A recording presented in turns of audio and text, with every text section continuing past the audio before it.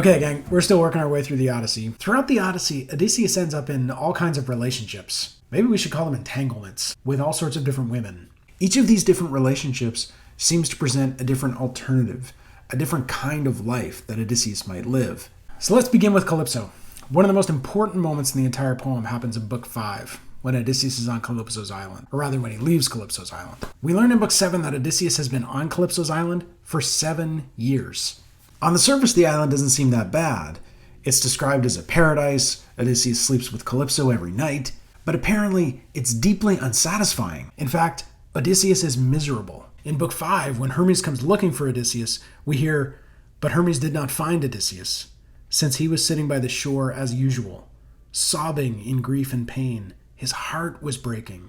In tears, he stared across the fruitless sea." What does it say that Odysseus has a goddess for a lover and a paradisal island, and he's miserable? Maybe it says something about the shallowness of the life of pleasure. It seems Odysseus has all of his physical needs met here, but he's deeply unhappy. But that's not all that's on offer on Calypso's island. Do you really want to go back to that home you love so much? Well then, goodbye. But if you understood how glutted you will be with suffering before you reach your home, you would stay here with me and be immortal.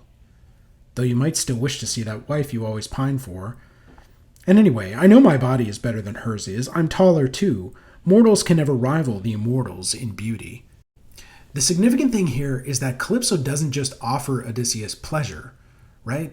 She offers him immortality. It's a life of endless pleasure. She offers him freedom from death. And we know there's no confusion here because Odysseus references this offer again in Book 7.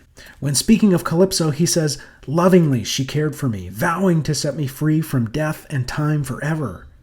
But she never swayed my heart. I stayed for 7 years. She gave me clothes like those of gods, but they were always wet with tears." So we need to reflect for a second on this offer. Because here, Odysseus is offered the life of a god, and he turns it down. Odysseus chooses a human life over an immortal life. Now, after Odysseus leaves Calypso's island and before he meets Nausicaa, we're given this pregnant image that I want to pause over. He crawled beneath 2 bushes grown together of olive and thorn. No strong wet wind could blow through them, no shining sunbeam ever strike them. No rain could penetrate them. They were growing so thickly intertwined. Odysseus crept under, and he scraped a bed together of leaves. There were enough to cover 2 against the worst of winter. This image of Odysseus sleeping amongst the trees gestures forwards and backwards to Ithaca and to Penelope. As we'll learn later, Odysseus's and Penelope's bed is built into a tree trunk so that it's famously fixed in place.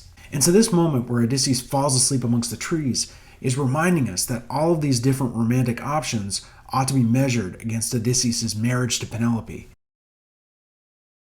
And so if Calypso represents this immortal life of the gods, what kind of a life does Nausicaa represent? We know that Nausicaa is beautiful, right? Odysseus likens her to a goddess. Beyond that, she's also virtuous. When she first meets Odysseus, she says, "But this man is lost, poor thing. We must look after him. All foreigners and beggars come from Zeus, and any act of kindness is a blessing. So give the stranger food and drink, and wash him down in the river, sheltered from the wind."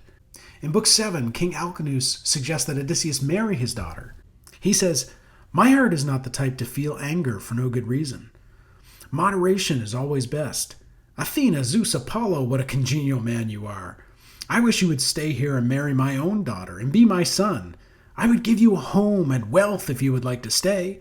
I love how Alcinous appeals to moderation and then super impetuously offers his daughter up to this total stranger. So just like when he was on Calypso's island, Odysseus is explicitly offered a life with Nausicaa. He could stay here in Phaeacia. Now, a life with Nausicaa presents certain advantages that a life with Calypso did not. First of all, it's a human life. Secondly, it might also be a political life. By marrying Alcinous' daughter, there's a path for Odysseus to become a king in Phaeacia. So in contrast to perpetual life on Calypso's island, Phaeacia seems to offer Odysseus something a lot like his old life, with one important difference. Here in Phaeacia, Odysseus could start over. So the choice to leave Calypso behind, I think, is astounding, right? Because Odysseus chooses to live and die as a human instead of to live forever on an island of pleasure.